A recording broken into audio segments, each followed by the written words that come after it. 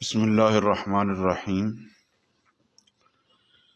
صحیح ابن خزیمہ میں سند صحیح کے ساتھ یہ روایت موجود ہے کہ حضرت سیدنا ابی بن کعب رضی اللہ تعالیٰ عنہ صحابہ کرام کی ایک کثیر جماعت کے ساتھ جب ماہ رمضان المبارک میں وتر ادا کرتے تھے تو وطروں میں قنوت کے بعد مصطفیٰ کریم صلی اللہ علیہ وسلم پر درود پاک پڑھتے۔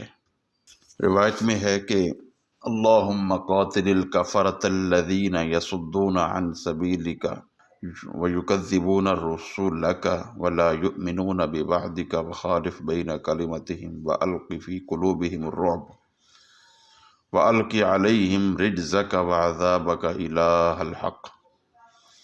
یہ کلمات دعائے قنوت کے طور پر جب صحابہ پڑھ لیتے، کیونکہ دعائے قنوت کے حوالے سے مختلف الفاظ احادیث میں موجود ہیں، ہمارے عرف میں جو رائج ہیں وہ بھی ادا کیے جا سکتے ہیں اور یہ بھی ادا کیے جا سکتے ہیں، کیونکہ یہ بھی صحابہ سے ثابت ہے۔ اور بھی کلمات دعائے قنوت کے حوالے سے احادیث میں موجود ہیں۔ ان کلمات کا ترجمہ یہ ہے کہ اے اللہ، کافروں سے قتال فرما جو تیرے راستے سے روکتے ہیں، وَيُكَذِّبُونَ رُسُولَكَ اور تیرے رسولوں کو جھٹلاتے ہیں، تیرے وعدے پر ایمان نہیں رکھتے، اور ان کے کلام میں اختلاف پیدا فرما اور ان کے دلوں میں رعب ڈال دیں۔ وَأَلْقِ عَلَيْهِمْ رِجْزَكَ وَعَذَابَكَ اور ان پر اپنا عذاب نازل فرما اے معبود برحق۔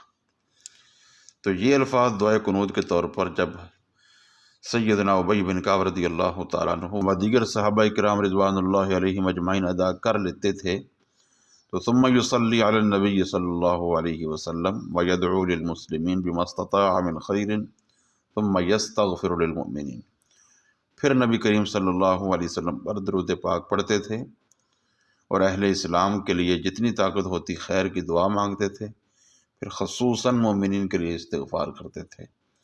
تو یہ ان کے وطروں کا انداز ہوتا تھا۔